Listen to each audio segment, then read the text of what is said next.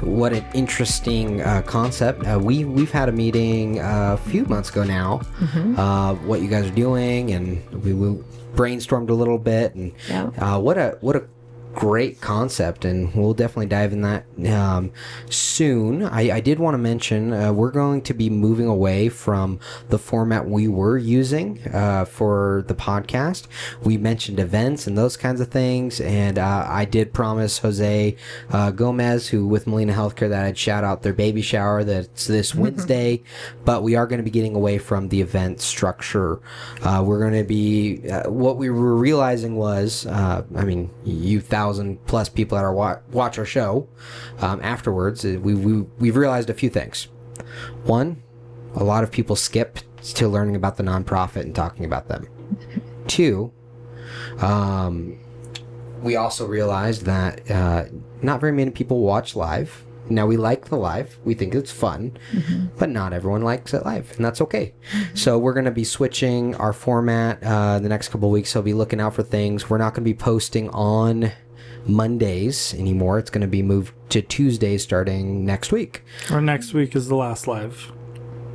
Next week? Yeah, didn't you say next week's the last live? Oh, yeah, we can make next week. It doesn't matter. It's you and me, Chess. Well, What do we want to do?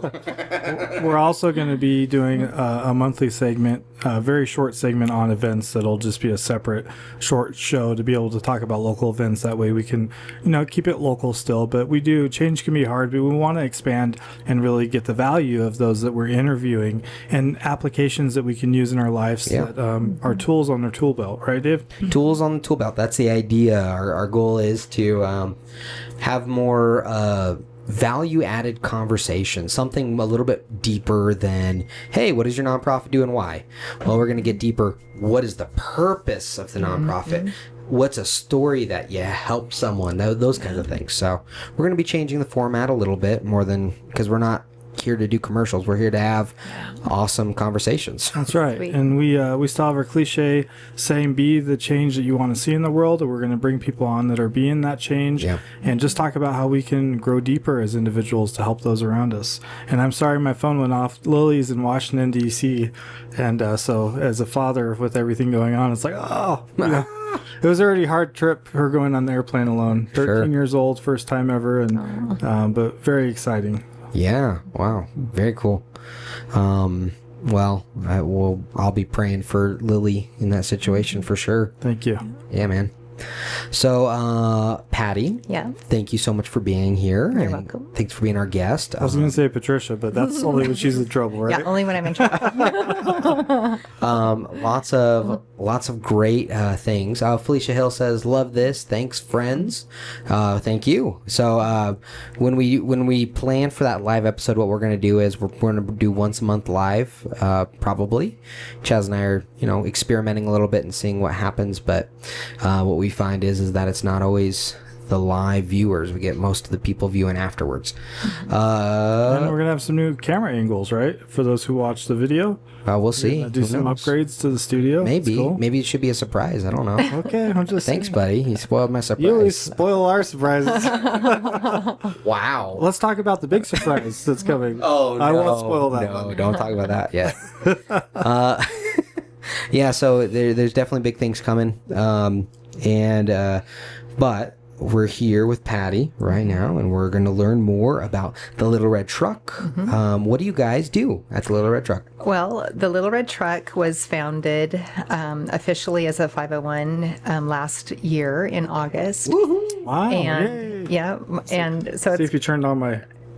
Dude, you turned all my fireworks into told you. hearts. I don't know where all So that stuff went. disappointed. it's all gone. I don't know, man. We went nonprofit. My husband and I have been doing this for about 4 years. Okay. Prior to that, and we decided that the need in the community was great enough that we were going to go ahead and get help and serve more people and go nonprofit. So what our nonprofit is we called it the Little Red Truck because we have a little red truck, and we use it to make sure that the families that are moving from homeless to home have furniture to put into their new apartments. The families that we are serving are families that have gone through rehabilitation services, counseling services, and they have done the work to become grounded and successful in their life now that they've chosen to walk away from addiction. Yeah. And they are no longer on the streets. They've been living in programs like Crossroads, Wow.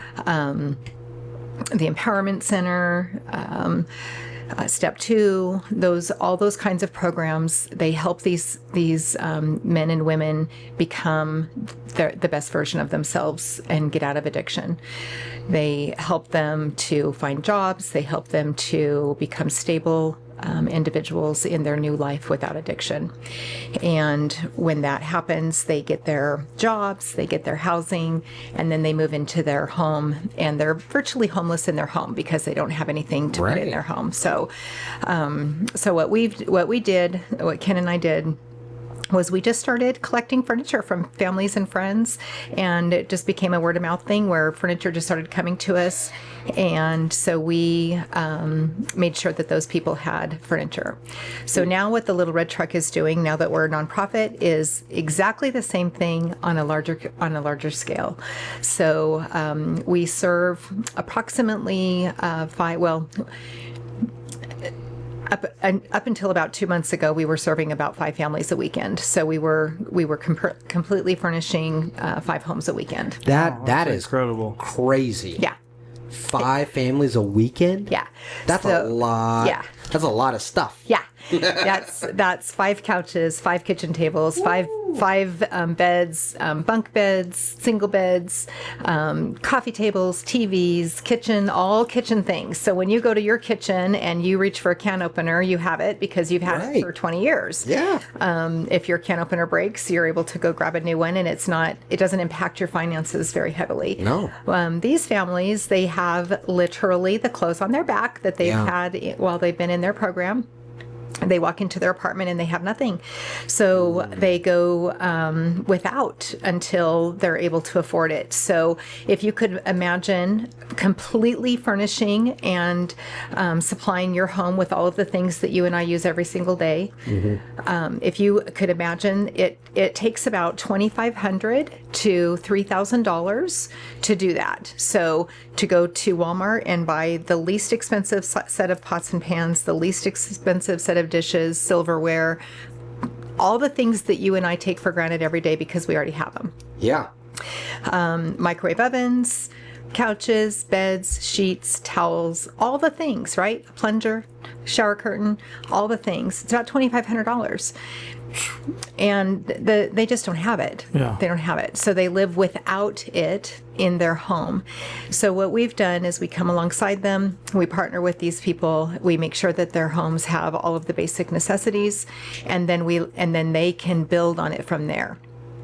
Then they can go down if they need to and, I don't know, get a saucepan, or, because they only need a saucepan instead of needing an entire set of dishes, Yeah. So we're just helping families stay successful in their journey to recovery. It's not just furniture and pots and pans, though. It's really that dignity we always talk about for our clients too, and it's about just that encouragement. I mean, they've come a long way. If you've never been homeless, I lived out of my car for a while when I was in my youth, and when you're evicted or you go through those things as a family and you finally get back on your feet, it's a big deal. It's a huge deal. And for those families, though, to look around especially when they have children and it be an empty apartment, it's kind of an empty feeling. And so to be able to encourage them and provide that is tremendous. What a service. Well, and one of the things too that we are doing is, we're trying to prevent recidivism, right? Right. So the families have gone through their treatment programs. They've jumped through all the hoops. They've done all the things. They've checked all the boxes. They've adopted a new lifestyle. They've done all the things, and then they leave their community that they've built in their rehabilitation program. They leave their community and become successful in their new apartment. Alone with nothing. Right. That's hard. So what we do is we try to help them, have community again in these apartments. That's and beautiful. Be able to invite friends over for a football game because they have a couch and a TV. Right. You have friends that your kids want to come over and play on the game box thingies that they have. Those, I don't have them in my house, but kids, I could tell. No. kids have them. So the PlayStation things, yeah. Sure, So you have children that are going home to their mothers and fathers into a home that has nothing in it. So I had a mom. We delivered furniture to a mom who had lived in her apartment for 2.5 weeks with her little girl who was 6 years old, and all they had was her cell phone. Wow. And a sleeping bag and a pillow and their clothes. Yeah. And we were able to completely furnish her home. She got a kitchen table so that her and her daughter could sit at the table and eat. We put beautiful utensils and dishes in her kitchen. We gave her a microwave. We gave her a beautiful sectional sofa, which was she was just standing in the room crying. We have the men from Crossroads volunteer for us on Saturdays, so they're the muscle. They bring all the stuff in and they put it in the house for the family. So she got a dresser and a bed and TV and all the things for her and her little girl, and all she could do was just stand there and cry. That is so and beautiful. when you have moms who have worked so hard to reach that level of success where they can have an apartment for their children and they don't have to stay at the shelter or stay in a rehabilitation center anymore.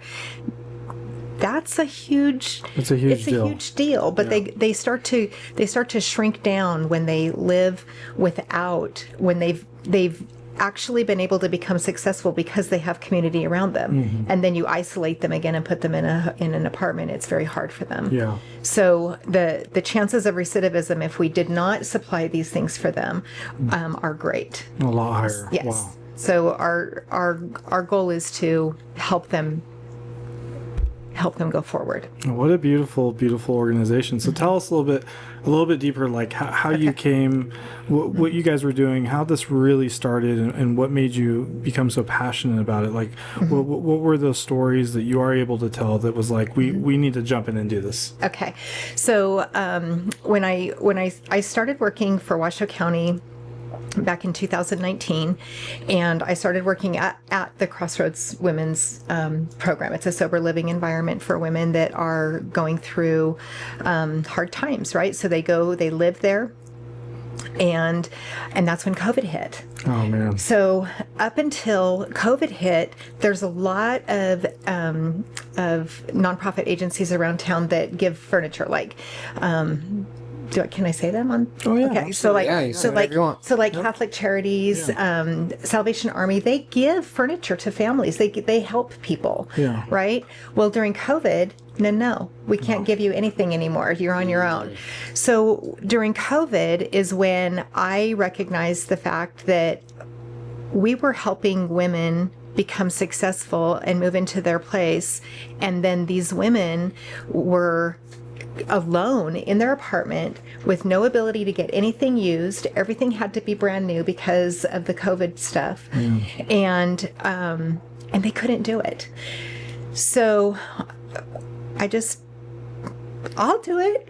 I'll do it. That's usually the best way that it happens, right? And so saw a need and jump forward. Yeah, and so it started out super small, right? Because I was personally working with these women as they were moving out, and then I would just personally on my own just kind of gather stuff up and get it over to them. And so that's how we did it. And then it just slowly evolves, right? So one little thing starts as a little tiny thing, and then it just evolves into this gigantic mushroom cloud, and then you're like, oh no, what do I do? It's time to go big or go home, kind of a thing. It's like we either need to stop doing this at the level we're doing it, or we need to grow it into something that's bigger that our entire community can use. And so that's why we founded the nonprofit. And so now we have a nonprofit. I love it. And I love the name, the Little Red Truck. It started with That's our so Little cool. Red Truck. Those are the meaningful logos and names. They come from a real story, right? Yeah, That's amazing. and poor Ken, he was so funny because he bought his dream truck after he retired, is when we bought the truck, and he was like, "Okay, no dirt, no sand, no dings, no nothing." And the very first tie strap that flies over the truck and bangs into the side, and I just looked at him like, "I'm so sorry." So anyway, well, tell us about what you need the community to kind of rally behind you and help support you to continue on this mission and be able to make it sustainable for generations to come, because it's a true asset. I had no idea you guys existed, to be honest with you. And I'm really love learning about this. Yeah, we're kind of cool. So a couple of months ago, our president has passed away.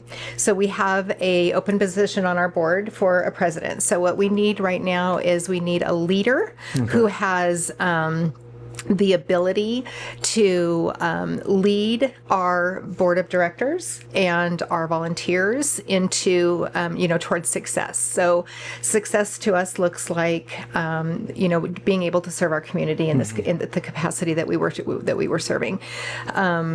We were able to do 5 families every Saturday. Which is a lot, right? That's a lot of work. It's a huge deal. So if you can imagine moving your entire home 5 times in one day. Yeah, that's a lot. It is a lot. It's a huge undertaking, and we've become very, very good at it. We're very, very good at it. We're very organized, and we know right what we're doing, and we are able to just knock it out. And these men at Crossroads that volunteer for me, they have a heart and passion that like none other I've ever seen. Incredible. When I ask them, why do you help me so much? They say, we've taken so much from our community when we were in our addiction.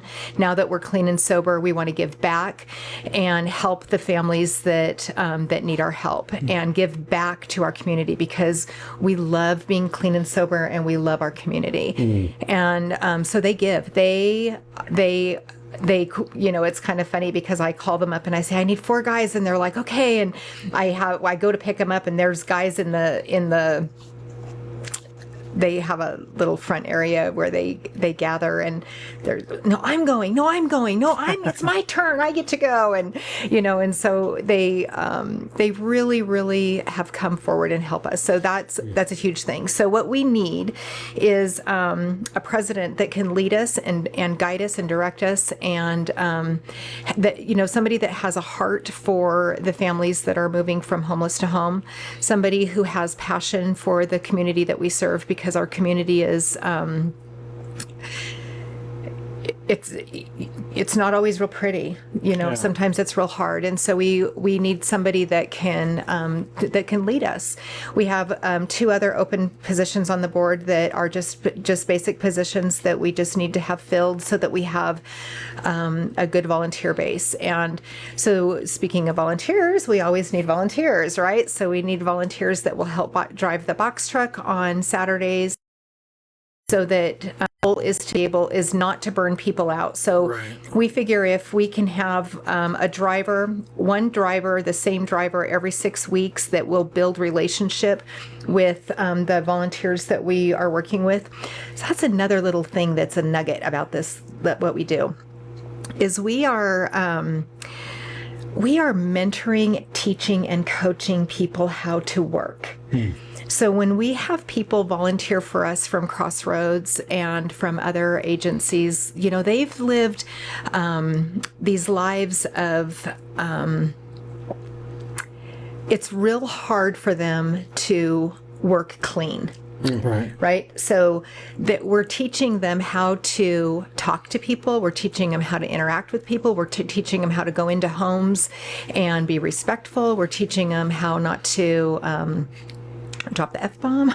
We're teaching them how to really have an integrity and work ethic that they may not have because of where they've come from. Right. And those are the people that are helping me every Saturday. So as a as an organization, we mentor them and we build them up and we love them and we meet them where they're at and we coach them and we kick them in the booty if they need to be kicked in the booty, and we give them hugs if we need to give them hugs, and we just love these people. So we're loving on our clients, we're loving on our volunteers, and we're coaching and mentoring and building people up. And so that's another part of the Little Red Truck. So we need a leader that is willing to come alongside and help us with that. Awesome. Yeah. And so we need money, but it's not our greatest need. People always need money, but it's not our greatest need. Our greatest need is we need people that would be willing to go out into the community and pick up donations for me and bring them to the storage unit. We need people that are willing to sort through donations and make boxes for the families that are going to be receiving them on Saturdays. So really a lot of volunteers. Yeah, we just really need a nice, strong volunteer base so that we don't burn anybody out. We don't want to burn. It's a lot of work. Moving furniture is not for the weak at heart. Yeah. I mean, we're talking about dressers that are made with real wood, not plywood, being donated to me, and then we have to carry them up 3 flights of stairs because all of the new low-income housing, they don't have elevators. Yeah. So it's a job. This is a heavy job. Literally a heavy job. I want to just comment something, because when I talk to dignitaries and community leaders and we're talking about nonprofits, one thing I always like to point out is when a nonprofit has a lot of output for a little expenses, right? Yeah. And when I look at your organization, just from what we were talking about before, you don't have a lot of expenses, but you give a lot of output for what you're operating with, and that says a lot. So when you're looking at donating, this is a great organization to consider, because they are doing a lot with the little. Yes. So our operating expenses are very low, but we're giving $2,500 worth of furniture every weekend to 3 to 5 families. All volunteer too. There's no paid staff this time. No paid staff. We have no paid staff. That's important. We could use somebody who is a technological guru to come in and help us get our stuff so that we can what a mess. Yeah. I mean, when you don't know what a computer does and how to make it do it, what it needs to do, and you know what you want it to do, but you can't tell it to do it, you feel kind of silly. But anyway, I really could use somebody that can show us how to get things set up on the computers and help us to be effective and efficient, because we duplicate a lot of our things just because we don't know what we're doing in the computer area. Help you guys save time too. No, it would be amazing if we had that. Well, the vision, the idea, the feeling of the organization, that's already there. Yeah. Right? Oh, yeah. So the bones are there. Yes. What's needed right now, it sounds more than money's a piece of that. Yeah, it's a small piece, but yeah. But it would be amazing if we had enough money to pay somebody to be a bingo, to be a thing. Yeah, so that would be super cool. If you're listening and you want to be a part of this, or if you want to donate funds to help them be able to hire someone maybe down the road, who knows? I know you guys are still in that formative time frame. I mean, a year for a nonprofit, that's a lot. So one of the things that we found out is we can write all the grants that we want, but not very many people are going to give us a grant unless we've shown that we can sustain ourselves for 2 years without a grant. Yeah. So money would be amazing, but and it would be really cool to be able to pay somebody full-time to do the job that needs to be done, because we do need one person that is overseeing everything and doing the boss stuff, right? But we don't have the money to do it. So what we would love to have is somebody that would be willing to come in and say, pick me, I would love to do that. Because we're really making a difference in our community. Yeah. So let's say everything worked the way you want it to work. Yeah. And what's the dream? What's the big picture goal? Big picture goal. Okay, so the big picture goal is we would like to be so the way that it works now is the caseworker from an agency, we are only giving furniture to people that are referred to us from an agency that shows that they have been successful working a program, getting good track record. And, yeah. So the caseworker will send me a referral. I receive the referral, and I forgot what I was going to tell you. The big picture. No, the way that we do it is we take all of the things that are donated to us and we look at the referral. They need a couch. Okay, I'm going to give them the couch. We only have a purple couch right now, so you get to have a purple couch, right?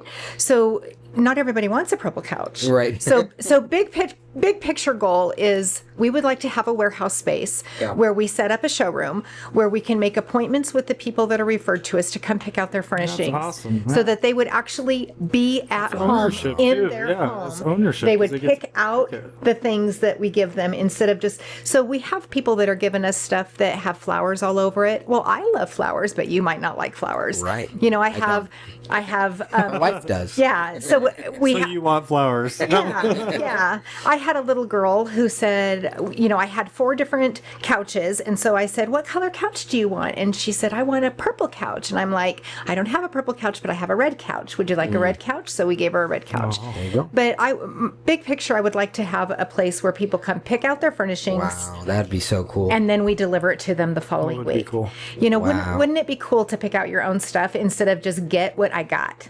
That would see that's vision right there. Yeah. That's huge. Yeah. Like to be able to have a showroom, to have I mean a more furniture for less kind of modeling of stuff. That's cool. That's really cool. Deepens the value of the person that's receiving the furniture right now. So right now, to me, these people are my heroes. They've overcome and done things that most people like when I was a parent, if I were to lose my child when I was a parent, I don't know that I would have had the bones to do what it took to get them back. Right. Because if I was broken enough to actually lose my children, have an addiction, be in an abusive relationship, have all these things facing me, all this adverse stuff facing me, do you think that, it takes a very strong individual to rise up and overcome these things.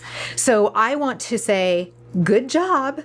And I want you to pick out your own couch, and I want you to get the bed that you're comfortable on, and I want you to have the furniture that you love because you've earned it, you deserve it, you've worked hard for it. Wow. And I want to be able to give that to these people because I love them and I care about them, and I want them to stay successful. Yeah, and having that dignity, having a space, that's truly theirs. That's beautiful, right? Because that's that you want to come home to every day, right? So it inspires you to work. It inspires you to do. I might be able to give you a purple couch, but every day you're going to look at that couch and go, ugh. I don't want the purple couch, but I'm thankful I have a purple couch. I'm trying not to complain. I've worked really hard. It's like... Well, I go to the thrift store. It's $120, $140 to get a couch. Buy that purple couch. Yeah. So it's like... Yeah. So and this is nice stuff, though. Yeah. This is beyond what a thrift store would have, right? Yeah. So what we're doing right now is what we're able to do, and it's great. What we're doing is great stuff, but we want to do more. Beautiful. Love it. Yeah. Love it. So our dreams are always bigger, and we are always trying to achieve more. And next. So, but what we're doing now is amazing, and the things that we're doing are amazing. 100%. And the people that are receiving are super, super, super grateful because they don't have anything. Yeah. So it's not that what we're doing isn't good enough. We just want to do No. We want to always do better. It's Walt Disney would say plussing. Yeah. That was his thing. I'm a big Walt Disney fan. I love how he ran. I like the business side of Walt Disney. Yeah. Right? So and I research a lot on how he managed and those kinds of things. Some things he didn't agree with, but I loved the concept of plussing. Yes. Right. So it's not about what we have here is not bad. No. How do we plus to make things better? Yeah, always better. Plussing. Yes. And so this year we have fully furnished over 100 homes. Wow. So That needs to be here. Did you guys hear that? 100 homes. Yeah, have you guys calculated how much that's worth? well, if you consider every home being about $2,500, that's 100 homes. Yeah. Wow. So that's what. Wow. I don't do math. I'm not a good math person. I think that's a lot of money. That's $250,000. That's a lot of money. Yeah. Yeah. That's So, huge. and we have a very small operating budget. So our operating budget consists of storage units. We have 2 storage units. We have gasoline that we put in the U-Haul trucks. The volunteers that drive around on Saturdays, they donate their gas, so we don't pay for their gas, but we do have to put gas in the U-Haul. And then, of course, we have to pay for the U-Haul. We get a 25-foot U-Haul truck, and we deliver all this furniture in one day. Hey, if you got a U-Haul truck laying around, you want to donate. Yeah, right. seriously. Or if you own U-Haul and you want to donate. we have people that watch the show that sometimes own things like that. So if you have that, or you know someone that may have that, please connect with. How do they get a hold of you? So they can call me at my phone number is 775-232-2979. They can go onto our website, which is thelittleredtruck.org, and they can contact me that way, or they can email me at thelittleredtruck1@gmail.com. Awesome. Do you guys have social media presence? We do. We are on Facebook, Awesome. and you can also contact me off of Facebook. So the other thing, if you feel like giving anything, is every Saturday we take our volunteers to lunch when we are done doing our job. So we work really super hard all day long, and then we go and feed everybody a really good lunch. Wow. And we have Scoopers has been amazing, and they have been they have been hosting us for lunch every 6 weeks. Aww. And same with Pizza Plus. Pizza Plus hosts us every 6 weeks. I love Pizza Plus. I know. Maybe I'll start volunteering. You're going to volunteer on Pizza Plus days. And so we need more local food venues that would be willing to feed 6 full-grown men a nice, hefty meal. What if people would want to, like, let's say, whoever's watching this says, what if I bought $100 worth of gift cards from Costco or whatever, right? You could do that, or you could just give us $100 and we'll take, because currently what we're doing is we're just paying for it. So we just take them to lunch. And so you can specify that the donation that you're giving to the Little Red Truck. Yeah. If you go onto our website, there's a donate now button, and you can push donate now, and you can specify right on that button that you want it to go towards lunches for the guys and feed the guys. So that's how we do it. Okay. Or your money is going to go towards gas, or your money is going to go towards the U-Haul, or so you can specify what you want. Okay. Yeah. Right now we don't pay any staff. We don't pay any volunteers. We don't pay anybody to help us with anything. We are only using the money that is given to us to fund our storage units and to fund the U-Hauls and our insurance. We have to have insurance because we are a nonprofit. So we do use the money for that operating expenses. Well, totally get it. I mean, we have insurance. Yeah. You have to have insurance. Yeah. So we got a lot of insurance. Yeah. We got a lot of insurance. Yeah, it's kind of expensive insurance. It's kind of expensive. It's surprising. But anyway, we're kind of a cool little nonprofit, and we just always want to be cooler. So anybody that wants to help join in with that, we would love your help and your assistance, and if all you can do is pray for us, that is gigantic. Amen. And we receive that. Yeah. We receive that 100%. And yeah. No, that's beautiful. Thank you for sharing, and thank you for sharing your mission. Yeah. Man, that 30 plus minutes went by quick. Yeah. But the Little Red Truck, definitely go to thelittleredtruck.org. What a great domain. I know. Right?